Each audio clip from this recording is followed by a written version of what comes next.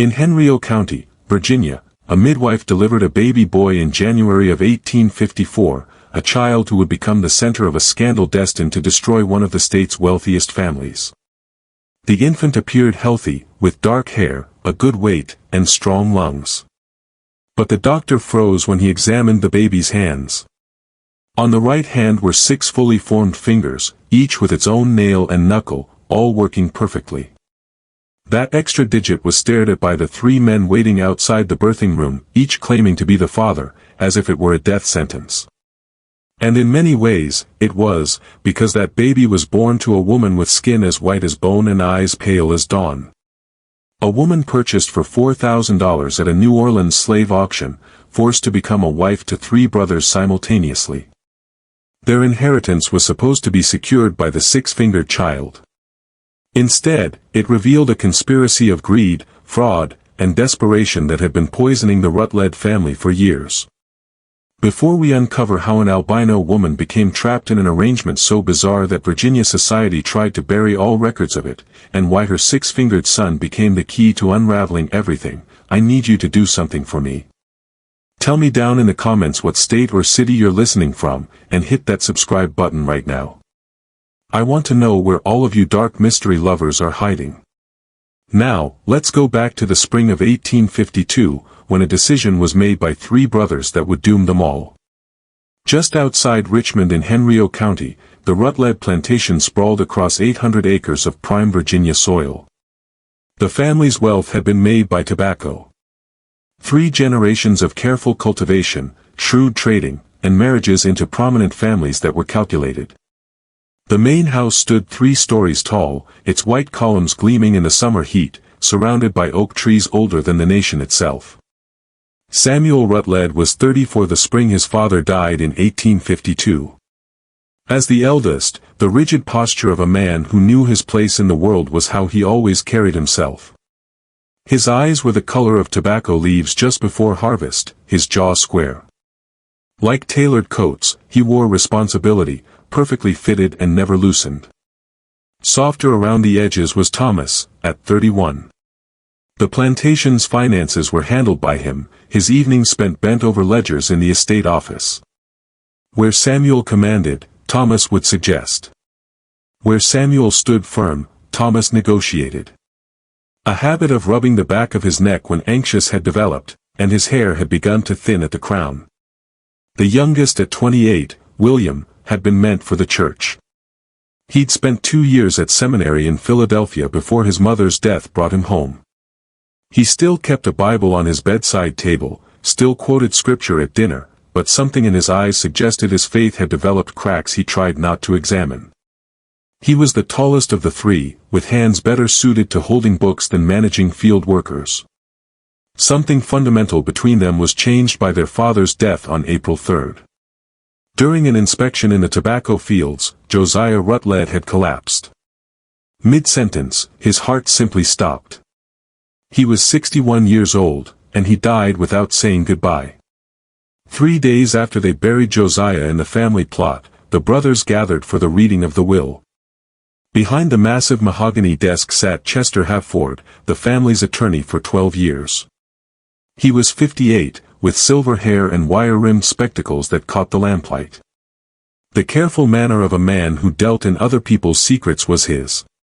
The study smelled of leather and old tobacco. Arranged in chairs facing the desk were Samuel, Thomas, and William, 3 men waiting to learn their futures. The first sections were standard, the plantation divided equally, assets shared in common, the workforce to remain together. Then Havford reached the 7th clause, and his voice changed. On the condition that they preserve the purity of the Rutledge bloodline through a union that maintains our family's distinction and prevents the dilution of our heritage through common marriage, my sons shall inherit all properties, monies, and assets. This union must be singular in nature, bound by law, yet unusual in practice, and must produce an heir within 3 years of my passing.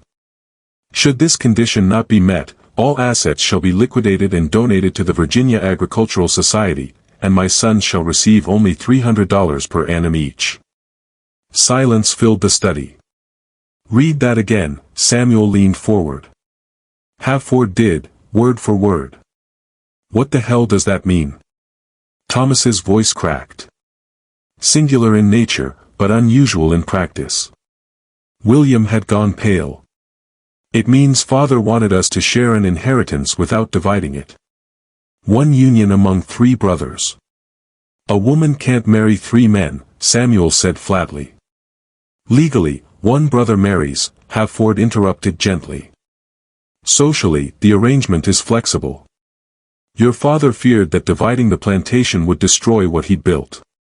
He wanted the estate to remain whole, managed by all 3 of you, bound by more than blood.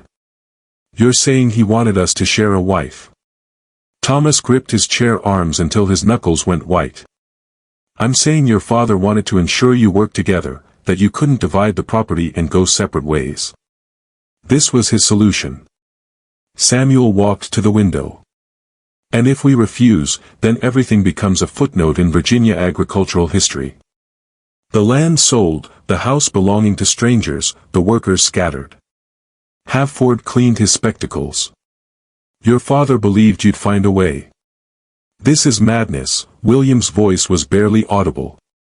This is inheritance, Halford replied. You have 3 years to comply or you lose everything. They sat until sunset filled the room with shadows. They argued and discussed, their voices rising and falling. Samuel insisted it was impossible. Thomas calculated what they'd lose. William quoted scripture about marriage's sanctity. But they all knew their decision. The plantation was worth $47,000. $300 yearly would barely support 1 brother, let alone 3. They had no choice. Over the following weeks, a plan was crafted by Halford working with Samuel. It would require discretion, careful timing, and a woman who had no choice but to comply. A woman who couldn't protest or refuse. A woman whose very existence would be controlled entirely by the 3 brothers. That's when Halford mentioned the upcoming auction in New Orleans and the unusual merchandise that would be available there. The journey to New Orleans took 6 days. By rail and steamboat, Samuel, Thomas, and William traveled, watching Virginia's green hills give way to Louisiana's flat, humid expanse. They didn't speak much. Into his own justifications for what they were about to do, each brother retreated. In late August, New Orleans was a cauldron of heat and humanity. On Charter Street stood the auction house, a 2-story building with iron balconies.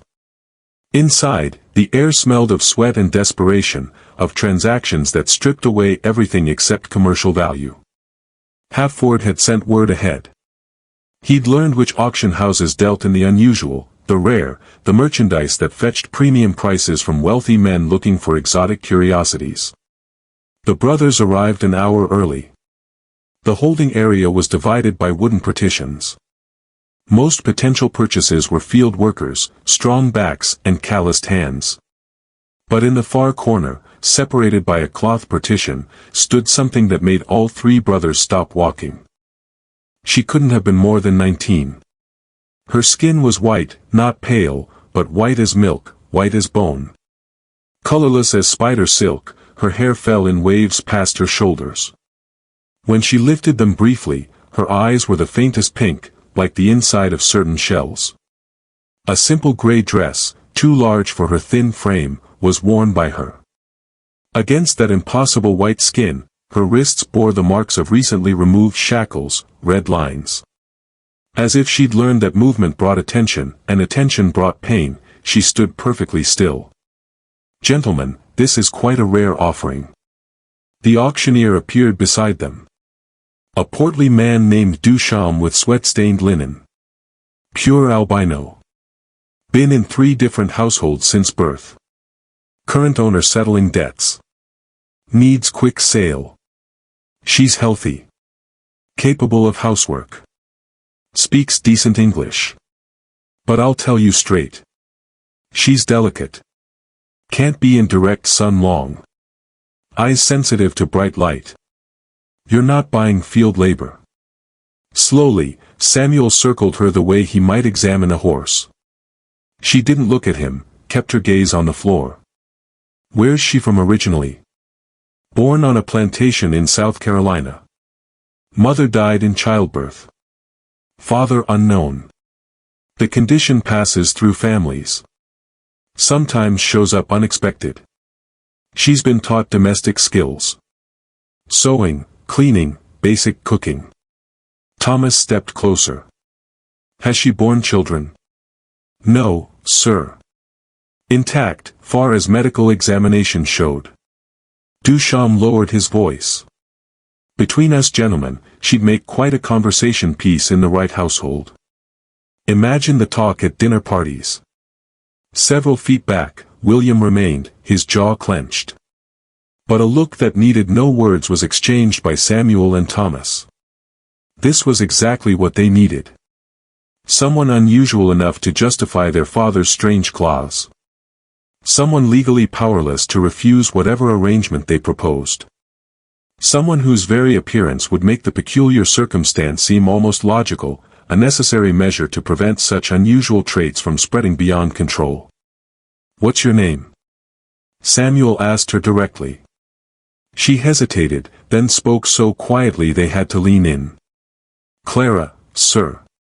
Her voice carried no accent they could identify. It was as if she'd been trained to exist without origin, without history. Clara, Samuel repeated. Do you understand what happens at these auctions? Yes, sir. Do you have any family? Anyone who would look for you? No, sir. Samuel nodded. A blank slate. A person so thoroughly erased that she could be reshaped into whatever the brothers needed. The auction began at 2 o'clock. An unusual hush fell over the room when Clara was brought to the block. Even men accustomed to buying human beings stared with open curiosity. Bidding started at $1,000. Samuel raised his card immediately. A Mississippi planter jumped to $1,500. Thomas raised to $2,000.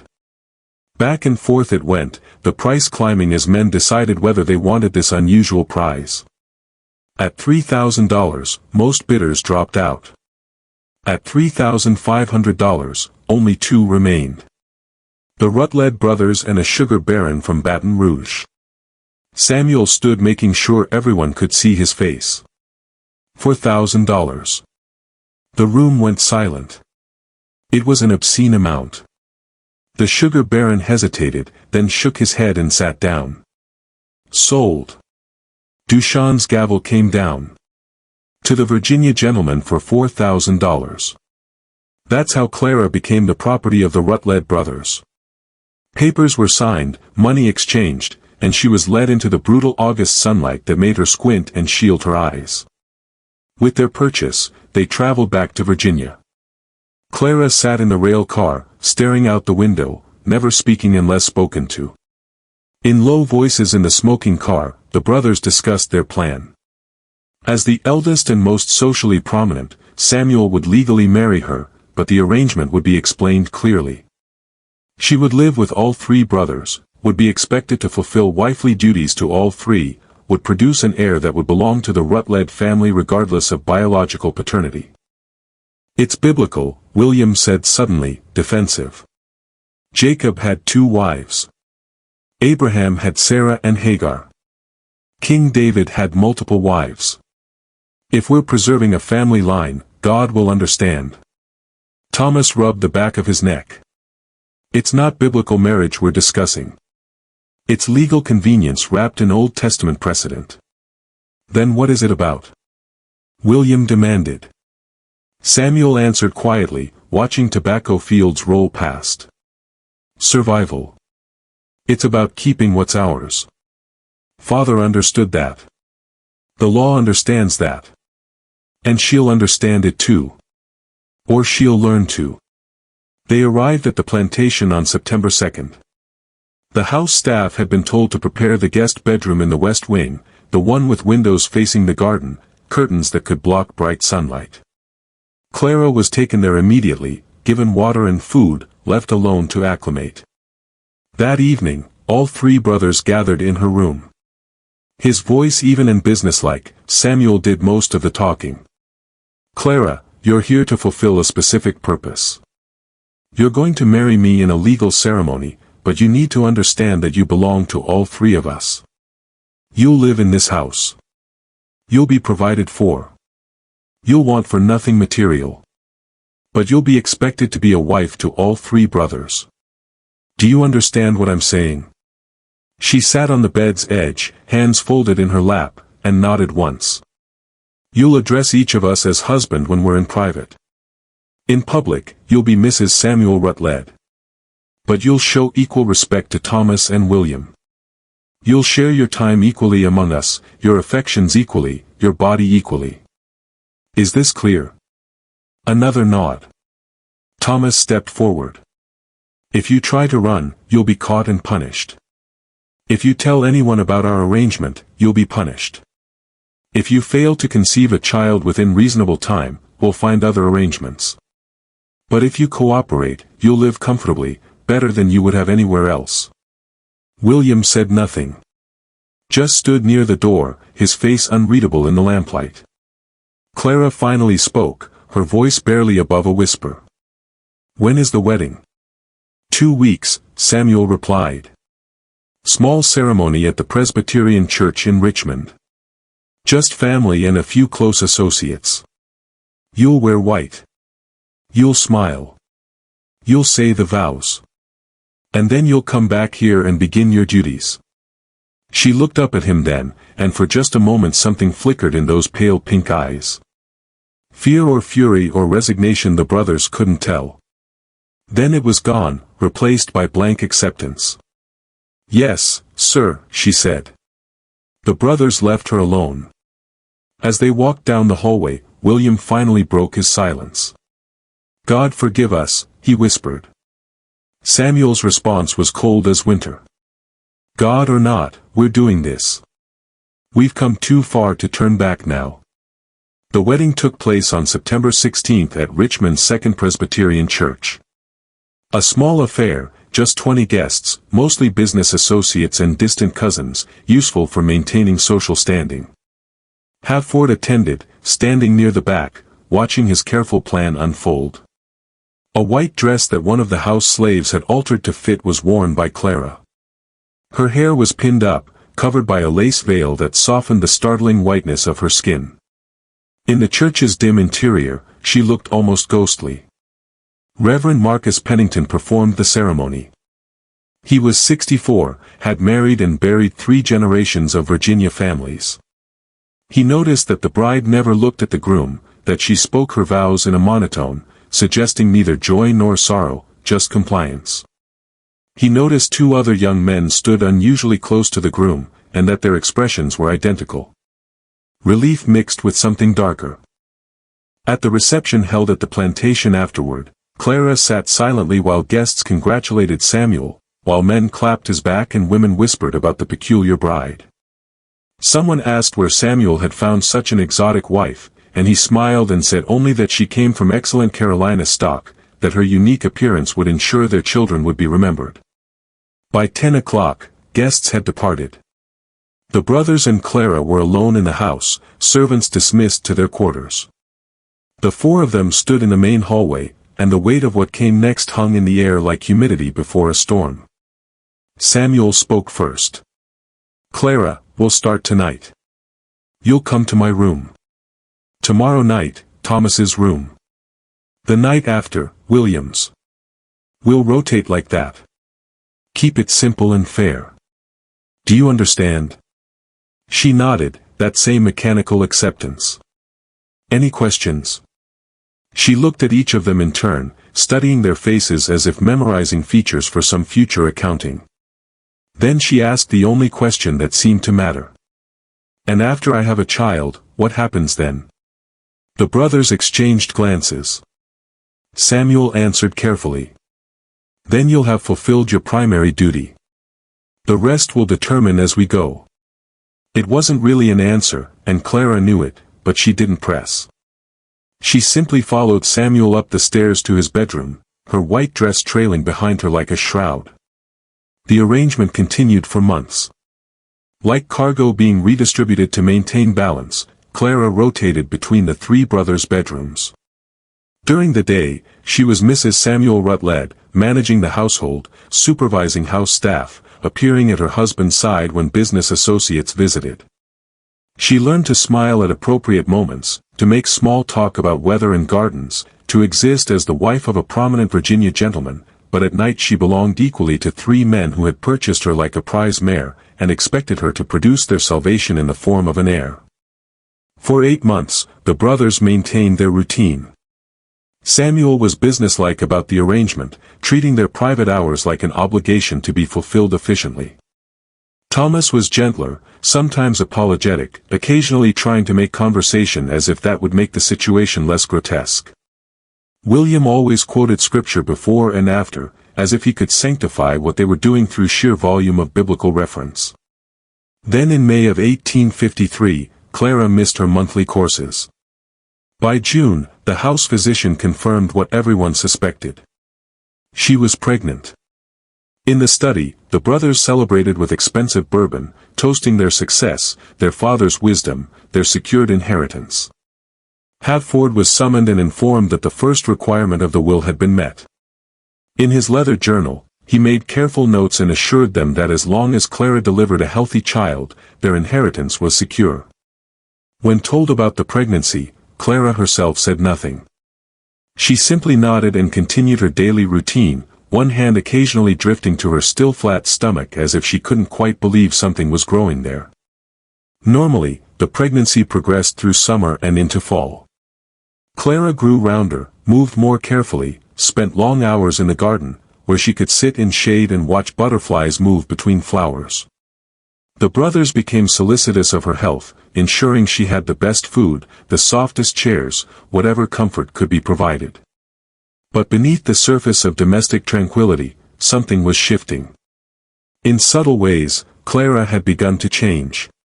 She asked more questions about the plantation's finances.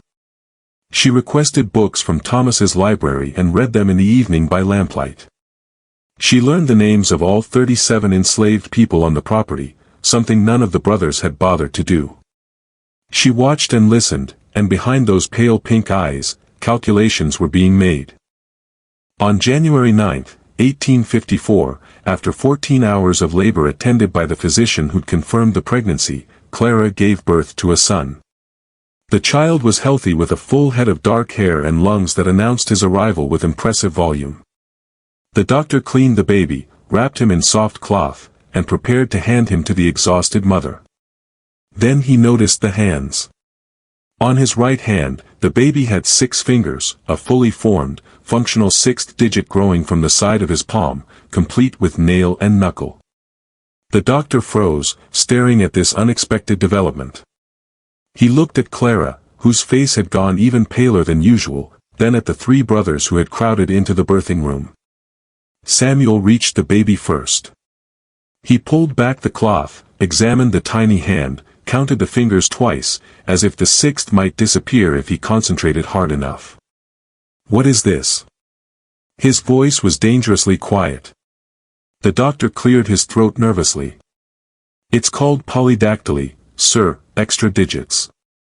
It's not terribly uncommon. Appears in perhaps 1 in every 1,000 births. It can run in families or appear spontaneously. The finger appears fully formed, fully functional. It's not a deformity in the sense of being harmful. It's a mark," William interrupted, his face gone white. "A mark of sin, of impure blood, of—" "It's a genetic variation," the doctor said firmly. "Nothing more. Many perfectly healthy people live with extra fingers. It can be surgically removed if you prefer, though there's no medical reason. Get out." Samuel's words cut like a knife. "Leave the child. Get out of this room." The doctor handed the baby to Clara, gathered his instruments, and left quickly. At the foot of the bed, the 3 brothers stood, staring at the infant nursing at his mother's breast, at that extra finger that seemed to mock everything they'd planned.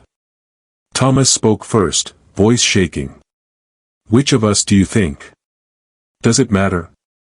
Samuel's tone was bitter. "The child is marked. Marked and strange, just like her. Clara looked up from the baby, and for the first time since arriving at the plantation, she spoke without being spoken to first. Her voice was calm, almost cold. "He's your heir. Your father's requirement was an heir within 3 years. Here he is. You got what you wanted." "We wanted a perfect heir," Samuel shot back. "Not something that will make people talk, that will raise questions about purity."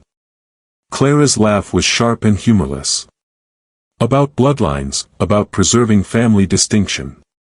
Look at what your father's obsession created. Look at what you three created. You wanted something unusual, and unusual is what you got." The brothers had no response.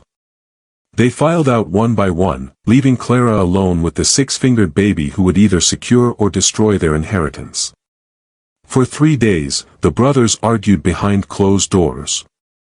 William insisted the child's condition was a sign of God's displeasure. Thomas calculated probabilities, trying to determine which of them might carry a genetic predisposition to polydactyly. Samuel focused on practical concerns. Whether the child's condition would affect the inheritance, whether they could keep it secret, whether surgical removal would be safe. On the 4th day, Halford arrived in response to an urgent message. He examined the baby thoroughly, made notes, then delivered his verdict. "Your father's will specifies an heir. It doesn't specify a perfect heir. This child satisfies the legal requirement." He paused, choosing words carefully. "However, the unusual nature of his condition may raise questions about paternity, about bloodlines, about whether the Rutledge family genetics are as pure as your father believed. Such questions could complicate future business dealings, social standing, marriage prospects for the child." "So, what do we do?" Samuel demanded. "You do nothing," Halford closed his journal. "You register the birth. You name the child. You present him as your son and heir. If anyone asks about the finger, you say it's a harmless variation that runs in Carolina families. Something inherited from the mother's side. You make it sound common, unimportant, and you pray that no one looks too closely at any other aspect of your domestic arrangement." They named the baby Josiah after his grandfather. The extra finger remained. The doctor advised against surgery on an infant so young, and secretly each brother feared that removing it might somehow invalidate the inheritance. Slowly, Clara recovered from the birth. Like a ghost, she moved through the house, the baby always in her arms or nearby in his cradle. She'd stopped rotating between the brothers' bedrooms. There was no longer any reason for that particular arrangement, and none of them pushed the issue. She took up residence in the nursery, sleeping in a small bed near the baby's cradle, effectively separating herself from the brothers while remaining under their roof. The months following the birth were marked by a strange, tense peace. The plantation continued its operations. Tobacco was planted and harvested. The baby grew stronger, and the brothers tried to pretend everything was normal. But Clara was changing. The blank acceptance that had characterized her first year was gone. She'd begun to assert small rebellions, refusing certain social functions, insisting on making decisions about the baby's care without consulting the brothers, spending hours in Thomas's library reading law books and historical texts. And she'd started asking questions. Questions about the plantation's finances, questions about her legal status as Samuel's wife, questions about what would happen to her and the baby if anything happened to the brothers. Thomas, who still handled the estate's books, tried to deflect her inquiries. But Clara was persistent, and she'd learned that patience was a weapon that could be wielded with devastating effect. What none of the brothers knew was that Clara had also begun corresponding with someone. Letters arrived at the plantation addressed to Mrs. Samuel Rutledge. Letters that Clara collected from house staff before anyone else could see them. She read these letters in privacy, then burned them in the nursery fireplace, watching papers curl and blacken as if erasing evidence of a crime not yet committed. The author of these letters was Josiah Rutledge's brother, Martin Rutledge, who had been conspicuously absent from the wedding and all subsequent family gatherings. Martin had his own plantation in North Carolina, his own fortune built on tobacco and cotton, and Martin had his own opinions about his brother's bizarre will, opinions he'd kept carefully quiet until now.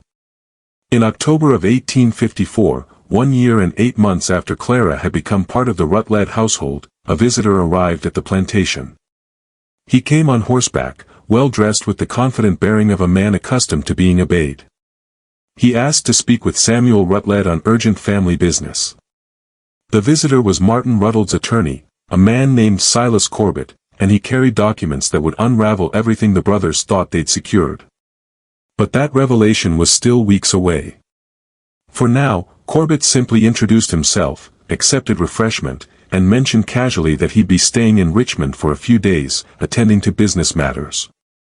Samuel showed him every courtesy, never suspecting that his uncle had just made the first move in a game far more complex than three brothers trying to satisfy their father's will. Never suspecting that Clara had been laying the groundwork for this moment since the day she'd given birth to a six-fingered baby, and realized that her unusual child might be either her chain or her key to freedom. The evening after Corbett's visit, Clara stood at her window overlooking the tobacco fields, the baby sleeping peacefully in his cradle behind her. She touched the glass with one pale finger, leaving a small mark in the condensation. Through the smudged spot, she could see lights in the overseer's cottage, in the curing barns, in the distant slave quarters. So many lives intertwined on this land, all controlled by three men who thought they'd secured their future by purchasing a white-skinned girl at a New Orleans auction. Clara smiled then, a small, cold smile that held no joy and whispered something too quiet for anyone to hear. But if the words could have been captured, they might have been, "Let's see how pure your bloodline really is, gentlemen." Silas Corbett returned to the Rutledge plantation on October 23. This time he came with more than pleasantries. He arrived with a leather portfolio containing documents that Samuel, Thomas, and William would find deeply troubling. The brothers met him in Josiah's old study. With the deliberate care of a man building a case in court, Corbett spread papers across the desk. "Gentlemen, I'll be direct because my client, Martin Rutledge, values directness. There are significant irregularities in your father's will. My client has reason to believe that certain provisions may have been altered or added after the original document was executed." Samuel went very still. "That's a serious accusation, Mr. Corbett. Our father's will was properly witnessed, properly filed." "By Chester Halford, yes," Corbett said. "But were you aware that Halford and Martin Rutledge had a falling out 3 years before Josiah's death over a business deal gone bad? Were you aware that Halford lost nearly $7,000 in a cotton speculation that Martin refused to back? Were you aware that your father's signature on certain pages of the will doesn't quite match his signature on other legal documents from the same period?" Thomas's hand went to the back of his neck, rubbing. "What are you suggesting?" "I'm suggesting that Martin Rutledge has questions about the validity of certain testamentary provisions, particularly the unusual clause regarding marriage and heirs. Martin believes that clause was inserted by Halford after Josiah's death as a means of controlling you three and, more importantly, controlling the flow of money from the estate." William leaned forward. "Controlling money how?" Corbett pulled out another document. "This is a ledger from Havard's law office, obtained through certain channels I won't specify. It shows regular payments from the Rutledge estate to Havard's accounts. Payments well above his normal legal fees. Payments labeled as estate management and inheritance administration. Over the past 18 months, he's withdrawn nearly $11,000. The number hung in the air. Samuel's jaw clenched. "Thomas, is that accurate?" Thomas had gone pale.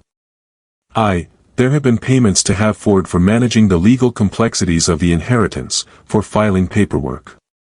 For $11,000 in 18 months. Samuel's voice rose. "For paperwork?" Corbett continued, his tone measured and professional. "Martin Rutledge believes that Chester Halford orchestrated this entire situation, that he inserted the marriage clause knowing you'd be desperate to comply, knowing it would require his ongoing legal management, knowing he could slowly drain the estate while keeping you focused on satisfying an impossible condition.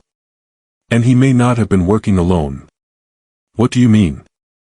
William's voice was barely audible. I mean that Martin Rutledge has been investigating your father's final months. Josiah was in excellent health, according to his physician in Richmond. Then suddenly in March of 1852, he began complaining of fatigue, irregular heartbeat, dizzy spells. He died 5 weeks later. The physician attributed it to natural decline, heart failure brought on by age. But Martin has spoken with household staff from that period. Several mentioned that Josiah's meals were often delivered to him in his study by Chester Havford, who visited frequently during those final weeks. The implication was clear. Samuel stood abruptly, his chair scraping against the floor. You're accusing Havford of murder, of poisoning our father. I'm saying there are questions that deserve answers. Martin is prepared to challenge the will in court. But before he does, he wanted to extend an offer to you three. Work with him to investigate Havford, help expose whatever scheme is operating here, and Martin will ensure the plantation remains in family hands, properly divided among all 4 nephews. Refuse, and Martin files his challenge tomorrow. Either way, the truth comes out. Samuel paced to the window. Behind him, Thomas was frantically calculating numbers in his head. William had his head in his hands, probably praying for guidance that wouldn't come. We need time, Samuel finally said. Time to review our records, too. You have 3 days, Corbett interrupted.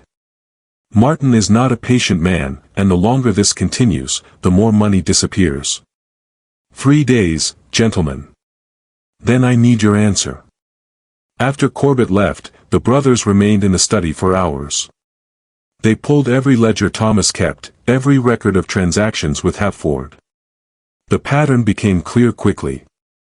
Havford had been systematically overcharging for services, creating fictional legal expenses, billing for work never performed, but the payments had been small enough, spread out enough that Thomas had never questioned them individually. Only when seen together did they reveal the scope of the theft. He played us, Thomas said, his voice hollow. From the moment Father died, he played us. Samuel slammed his hand on the desk. The will. We need to examine the will itself. Get the original from the courthouse. But there was a problem. The original will was held in Havford's office safe, as was customary for estate documents still under active administration. The courthouse only had a certified copy, a copy that Havford himself had filed. We could break into his office, William suggested, then looked shocked at his own words. I mean, if we need the original, we need. Clara, Samuel said abruptly.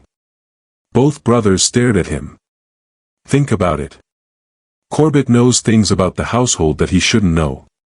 Things about Father's final months, about meals delivered, about Havford's visits. How would Martin know any of that? He wasn't here, but Clara was. Clara has been here for 2 years watching everything, listening to the servants' gossip, asking questions.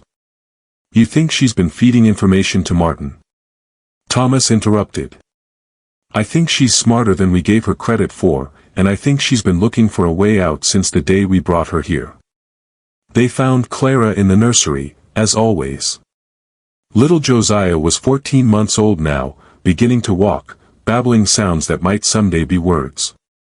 He was beautiful despite, or perhaps because of, his unusual hand. Clara had refused to let anyone suggest removing the extra finger, had defended it fiercely any time the subject arose. The 3 brothers entered without knocking. Clara looked up from where she sat, reading to the baby, her expression carefully neutral. Samuel spoke first.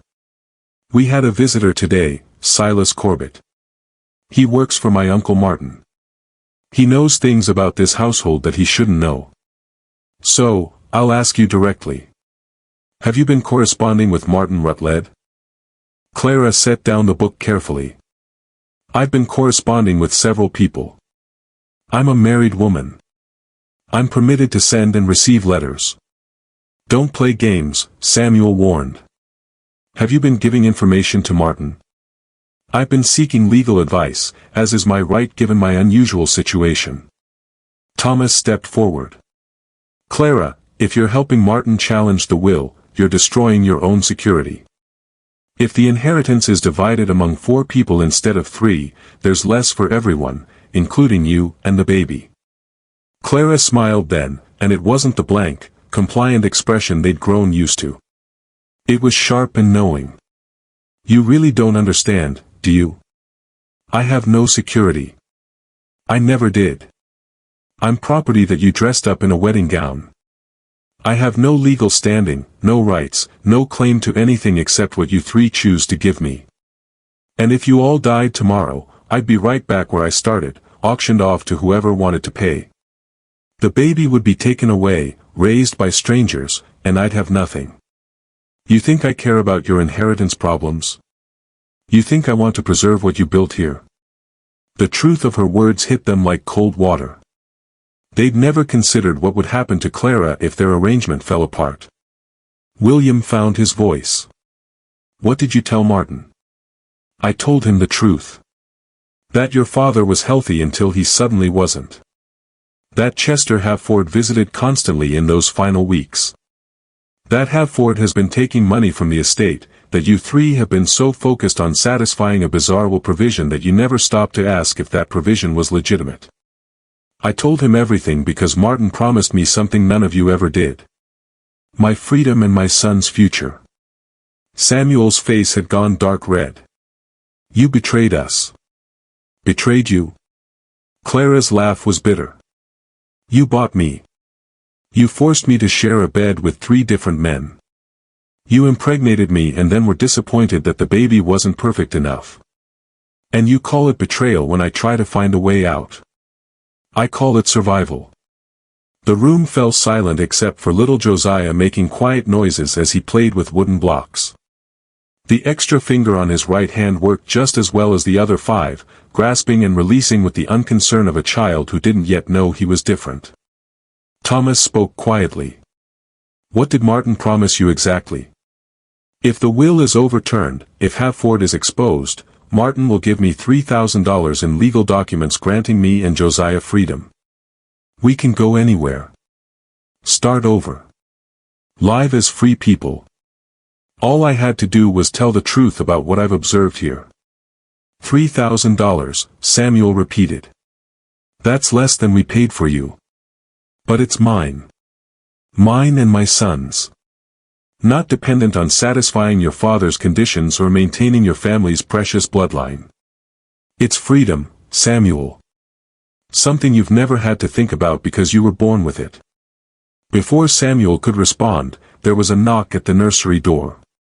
One of the house servants, an older woman named Ruth, who'd been with the family for 30 years, entered hesitantly. Begging pardon, Mr. Samuel, but there's something you need to see in the master study. Right away, sir. The brothers followed Ruth downstairs, leaving Clara alone with the baby. When they entered the study, they found Chester Halford standing by the desk, his face ashen. How did you get in here? Samuel demanded. I still have keys to this house. I helped your father build this estate. I drafted his will. I've managed his affairs for 12 years. And now I'm here to tell you that you need to stop Martin's investigation immediately. Why would we do that? Thomas asked coldly.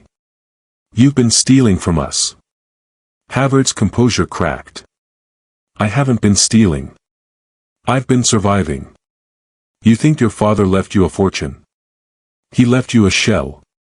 A beautiful, impressive shell with almost nothing inside. The 3 brothers froze. Halford continued, words tumbling out in a rush. Your father was a gambler, gentlemen. Not in the social sense, not cards at parties. He gambled on cotton futures, on rail speculation, on every risky investment that came along. He lost money for years, and he covered it by taking loans against the plantation. By the time he died, this estate was mortgaged to 3 different banks. The tobacco crops barely covered interest payments. The fortune you think you inherited, it never existed. Not anymore. Samuel's voice was dangerous. You're lying. I have the loan documents. I have the bank statements. I've been working for 2 years to keep this estate afloat, to make payments, to juggle creditors. Those excessive fees I've been charging. That money went to banks to keep them from foreclosing. I've been saving your inheritance, not stealing it. Thomas collapsed into a chair. How much do we owe? $37,000, give or take. Nearly the entire value of the property. William looked like he might vomit. That's impossible. Father was careful. He was desperate, Halford interrupted. After your mother died, he became convinced he was going to lose everything. He took bigger risks, chased bigger returns, and lost bigger sums. That clause in the will about preserving the bloodline wasn't about family unity. It was about making sure you three stayed together, pulled your resources, worked as one unit to pay off his debts. He knew that if you divided the property, if you went your separate ways, the banks would foreclose and the Rutledge name would be destroyed. The study was silent. Outside, the autumn sun was setting, painting the tobacco fields in shades of gold and amber, beautiful and bankrupt. Samuel finally spoke. Does Martin know about the debt? Not yet, but he will. The moment he subpoenas bank records. And when he does, he'll realize that challenging the will means getting a share of a massive debt, not a fortune. He'll walk away, and the banks will move in, and everything your family built over 4 generations will be auctioned off to pay creditors. So, what do we do? William's voice was barely a whisper. Halford straightened slightly. We do what your father intended. We work together, all of us, to save what can be saved. I continue managing the estate, making payments, negotiating with banks. You three keep the plantation running, keep producing crops, keep generating income, and Clara needs to be convinced that her best interest lies in maintaining the status quo. She wants freedom, Thomas said. Then we give her a reason to stay. We draw up papers. Real papers, legal papers that grant her and the child certain protections. A trust fund for the boy, a guarantee that if anything happens to you three, she receives a percentage of whatever's left. Make her a partner in survival instead of an enemy. The door opened suddenly. Clara stood there, little Josiah balanced on her hip. She must have been listening from the hallway because her expression showed she'd heard everything. So the great Rutledge fortune is a lie, she said quietly. The inheritance you bought me to secure doesn't even exist. Halford turned to face her.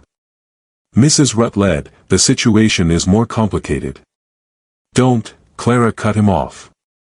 Don't try to spin this. You all used me. All of you. Josiah used his sons. The sons used me. You used everyone. And now you want me to stay silent and compliant so this house of cards doesn't collapse. I want you to make a rational choice, Halford replied. If Martin's challenge succeeds, you get $3,000 and freedom, but no home, no security beyond that single payment and a child who will grow up knowing his father's family was destroyed by scandal and debt. If the estate survives, I'll ensure you and Josiah have legal protections, income, a future. It's not freedom, but it's survival. Clara looked at each of them in turn. Then she looked at her son, at his bright eyes and his 6-fingered hand, and something in her expression shifted. I want papers drawn up by tomorrow. Papers that put a trust fund of $5,000 in Josiah's name, untouchable by any of you. Papers that give me legal ownership of the west wing of this house. Papers that specify if any of you three dies, I receive a third of whatever estate remains. And I want Chester Halford removed as estate manager. Thomas takes over all financial decisions with oversight from an independent attorney I select. Halford opened his mouth to protest, but Samuel raised a hand. Done. All of it. Clara studied him. And you'll stop the rotation arrangement. I'm not sharing bedrooms with any of you anymore. That part of this farce is over. Agreed. Then I'll tell Martin to withdraw his challenge. I'll write him personally and explain that the family has resolved its differences. But know this. If any of you breaks these terms, if you try to cheat me or my son out of what's been promised, I will burn this plantation to the ground before I let you profit from it. Are we clear? The three brothers nodded. They had no choice. Clara held all the leverage now. After she left, Halford sagged against the desk. I never meant for it to go this far. While profiting handsomely, Samuel noted. While earning fair compensation for work no one else wanted to do, Halford countered. But yes, I profited. We all did what we had to do to survive. Including her. The tobacco crop of 1855 started with promise. Good rains in early spring, warm days that brought the plants up strong. By May, the fields were a sea of broad green leaves, and for the first time in months, the brothers allowed themselves to hope. Then the weather turned. June brought heat unlike anything the region had seen in years. Temperatures climbed into the high 90s day after day. The tobacco plants wilted despite watering, their leaves curling at the edges. When rains finally came in mid-July, they came with violence that turned fields into mud and flattened plants. Thomas ran the numbers in early August and delivered the verdict. They would lose approximately 40% of their expected crop value. It was a disaster that pushed them from precarious to critical. The bank payments due in October couldn't be made without selling assets. Samuel called a meeting in the study on August 12. Present were Thomas, William, Chester Halford, and Clara, who'd been invited specifically at Samuel's insistence. We need capital, Samuel announced without preamble. $20,000 by October or the First Bank of Richmond calls in our primary loan. If that happens, everything collapses. Halford spoke first. I've approached contacts about additional loans, but no one will extend credit without collateral. What about the workers? Thomas interrupted quietly. We have 37 people, if we sold 10. Clara's voice was ice. You're discussing selling human beings like livestock. In front of me, a woman you purchased like livestock. We're discussing survival, Samuel shot back. William stood abruptly, swaying slightly. This is wrong. All of it. We're corrupted by father's greed, by our own pride. We should confess everything. Throw ourselves on the mercy of the church. Let God sort it out. God isn't paying our bank loans, Samuel said coldly. Sit down, William. No. William's voice was louder now, slurred with drink and desperation. I'm done. I'm going to Richmond tomorrow. I'm going to tell the truth about Father's will, about the debt, about everything. Let it all burn. The room went silent. Samuel stood slowly. You'll destroy us, Samuel said quietly. We're already destroyed. Samuel crossed the room in 3 strides and hit his younger brother. It wasn't a slap. It was a punch thrown with full force, connecting with William's jaw and sending him sprawling backwards. Books tumbled down around him as he collapsed to the floor, blood flowing from his split lip. Thomas moved between them, but Samuel shook him off. He doesn't get to destroy what I've worked to save. William touched his bleeding mouth, staring up at his brother. You've become father. You've become exactly what he was. Willing to sacrifice anything, anyone to protect the family name. Someone has to be willing to make hard choices. Clara's voice cut through the tension. There might be another option, one you haven't considered. All eyes turned to her. I've been thinking about our collective predicament. I believe I have a solution. She paused. Chester, you said no one will extend credit without collateral, but that's not quite accurate. No one will extend credit to the Rutledge brothers without collateral, but I'm not a Rutledge brother. I'm a woman with certain legal protections and a trust fund that was recently established. Halford leaned forward. What are you suggesting? I'm suggesting that I borrow money against my trust fund and my legal claim to part of the estate. I go to banks in Richmond, perhaps banks in North Carolina, where Martin Rutledge has connections. I present myself as a woman trying to secure her son's future. It's unconventional but not impossible. Thomas was shaking his head. No bank would loan that kind of money to a woman. They might if I had a co-signer, someone with good credit, someone not connected to the Rutledge family debt. Someone like Martin Rutledge, for instance. The implication landed like a stone. Samuel's eyes narrowed. You want to bring Martin back into this? I want to save this plantation because if it fails, my son and I lose everything, too. Martin still believes there might be value here if properly managed. If I approach him, explain that I'm trying to protect Josiah's inheritance, ask for his help as family. He might co-sign a loan, especially if we offer him 10% of future profits for 5 years. It was brilliant, and they all knew it. Clara would assume debt, but the estate would get the capital it needed. Martin would get a profitable return without risk, and the brothers would keep their plantation, at least temporarily. But it also meant giving Clara even more power. Samuel studied her carefully. Why would you do this? What's in it for you? Clara met his gaze steadily. I want your promise. All 3 of your promises, witnessed and legally binding, that when the debts are paid, when the estate is stable, you will grant me and Josiah complete freedom. Legal documents declaring us free persons with the trust fund intact and the West Wing property transferred to my ownership outright. I want an exit strategy, Samuel. I want to know that this nightmare has an end date. And if we refuse, then William goes to Richmond tomorrow and tells his truth. The banks call their loans, the plantation fails, and we all walk away with nothing. The brothers exchanged glances. Thomas finally spoke. We agree. No. Clara's voice was firm. Daniel Thorne drafts the documents. Your family's attorney is too compromised. I want my attorney handling this, with copies filed in 3 different courthouses. Over the next 2 days, Clara traveled to Richmond with Daniel Thorne, met with Martin Rutledge, and presented her proposal.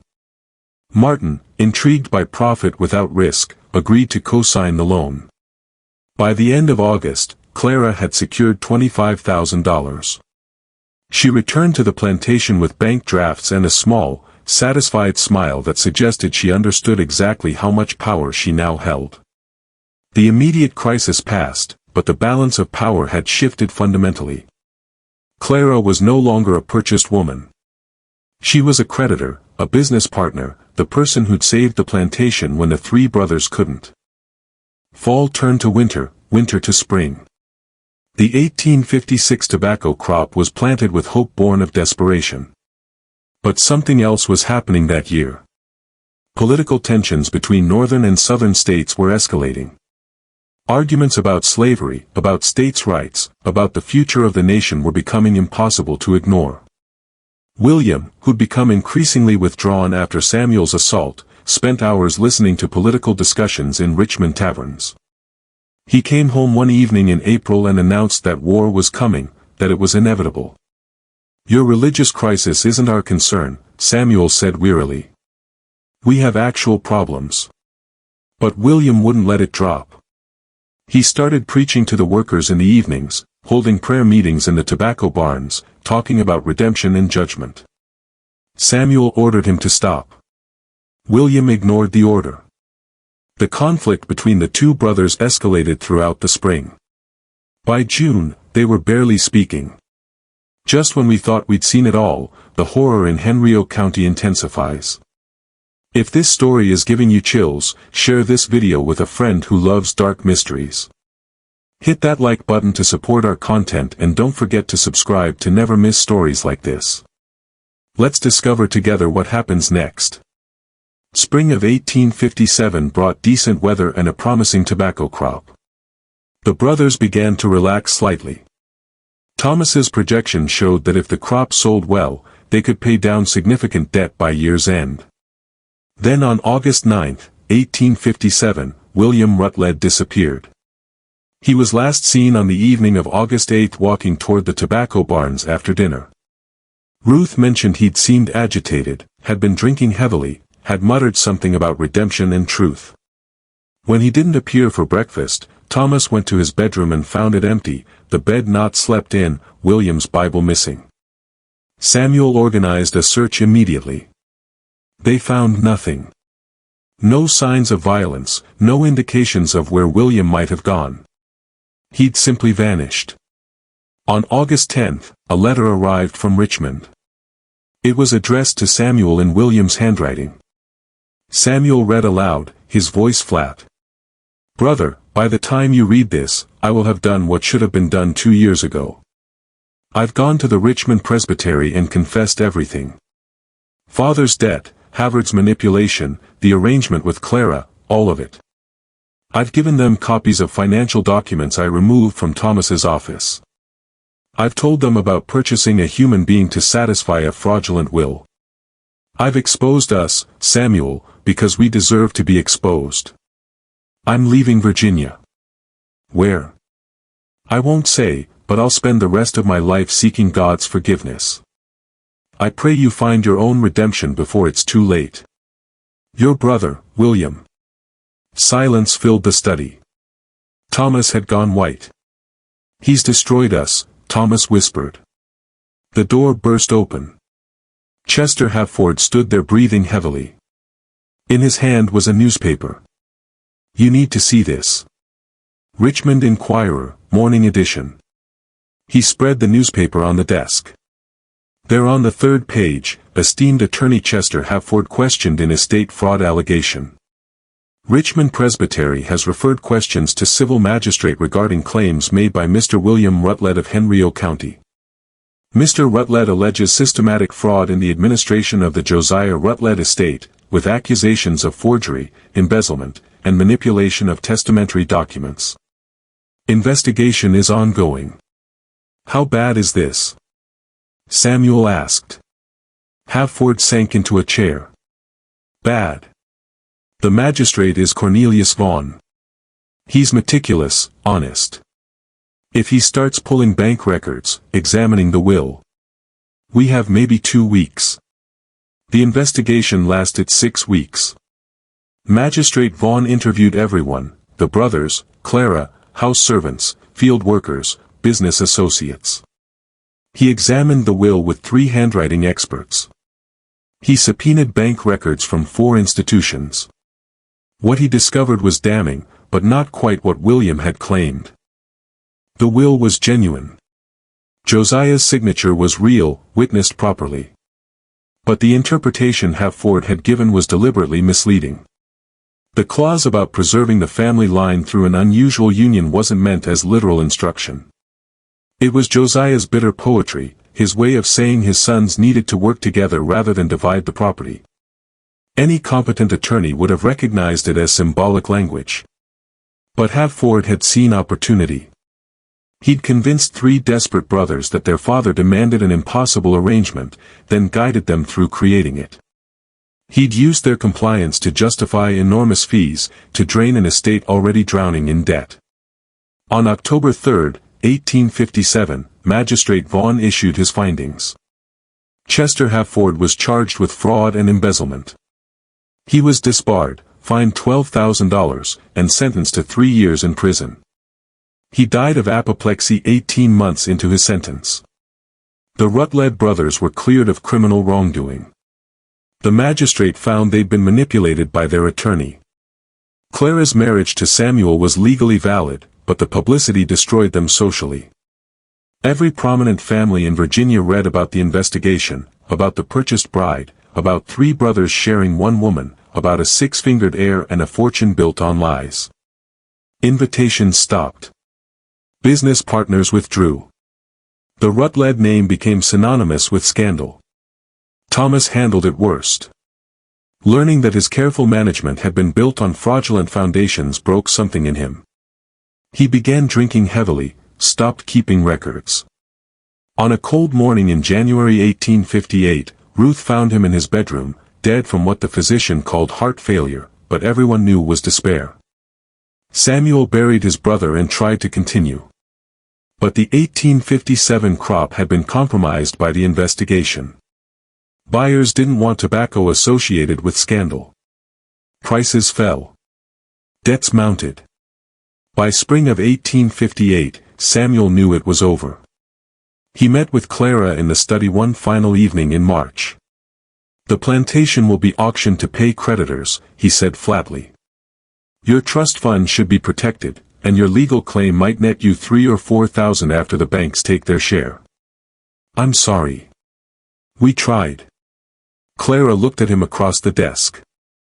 "Did you ever love her? Your mother?" The question caught Samuel off guard. "What?" "I'm trying to understand how a family gets here. How love becomes transaction. How children become chess pieces." Samuel was quiet for a long moment. "My father loved my mother. I think. But when she died, something in him died too. He became obsessed with legacy, with permanence. He forgot that families are made of people, not property. And you?" "I became him." Exactly what William said. Samuel walked to the window. "I don't know where my younger brother went, if he found peace, but he was right to run. This place is cursed by ambition and greed." The auction happened on April 20th, 1858. Everything went under the hammer: land, buildings, equipment, livestock, and 37 human beings who were sold to different buyers and scattered across Virginia. The house brought $12,000. The land brought less than expected. When banks and creditors were paid, Clara received $4,300 and legal ownership of furniture from the West Wing. Daniel Thorne had prepared documents that granted her and Josiah official freedom. Samuel took his share, barely $900, and disappeared. Some said he went west to California. Others claimed he drank himself to death in a Baltimore boarding house. No one knew for certain. Clara left Virginia in May of 1858. She took 4-year-old Josiah, her $4,000, and Ruth, who she'd purchased freedom for with $500 of her settlement. The three of them traveled to Philadelphia, where Clara had corresponded with a Quaker community that helped former slaves establish new lives. She never married again. She opened a small shop selling fabrics and sewing supplies. And she raised Josiah to be nothing like his father, grandfather, or uncles. She taught him that the 6-fingered hand he'd been born with wasn't a mark of corruption, but simply a variation. Josiah grew up in Philadelphia, attended school, learned his mother's business. That extra finger gave him remarkable dexterity with small tools. He became an excellent jeweler known for intricate work that others found impossible. He married a teacher from Boston, had 3 children, and never returned to Virginia. Clara lived to be 62 years old. In her final weeks, bedridden with pneumonia, she told Josiah the full story of where he came from. The auction house, the forced arrangement, the fraudulent will, all of it. She wanted him to know, she said, so he would understand what survival sometimes required. After her death in 1873, Josiah found her journal hidden in a locked box. 40 pages of careful handwriting documenting everything that had happened at the Rutledge plantation: names, dates, financial details, personal observations. He burned the journal on the advice of his wife, who worried that such documentation could endanger their children if Virginia authorities decided to investigate old scandals. But before he burned it, Josiah copied one passage into his own diary, his mother's final entry, written in April 1858, as she prepared to leave Virginia. "They bought me to preserve their bloodline, to secure their inheritance, to save their family name. Instead, I survived them all. My son bears 6 fingers and no shame. We are free and they are dust. History will forget the Rutledge brothers and their father's poisoned legacy. But I will remember. I will always remember what it cost to survive. Men who believed other human beings could be purchased and shaped to their will. The price of their ambition was paid in full, not by money, but by their own destruction. Let this be a lesson to anyone who reads these words. Some inheritances are curses, and some bloodlines deserve to end." The Rutledge plantation was eventually purchased by a consortium of Richmond merchants. They razed the main house in 1861, using the land for military purposes during the Civil War that William had predicted. After the war, the property changed hands several times, each owner finding that tobacco grown on that soil never quite thrived the way it had in the Rutledge years. By 1870, all traces of the Rutledge family had been erased from Henrico County records, except for a few legal documents filed in the courthouse basement, gathering dust alongside thousands of other forgotten family tragedies. This mystery shows us how greed, desperation, and the sins of fathers can destroy everything they touch. 3 brothers thought they could secure their future by purchasing a human being and forcing her into an impossible arrangement. Instead, they lost everything. Their fortune, their reputation, their lives. Clara survived because she understood something the Rutledge men never did. That patience, intelligence, and the will to endure could be more powerful than any amount of money or social standing. What do you think of this story? Do you believe everything was revealed, or do you think there are still secrets buried in those Virginia fields? Leave your comment below if you enjoyed this tale and want more horror stories like this. Subscribe, hit the notification bell, and share with someone who loves mysteries. See you in the next video.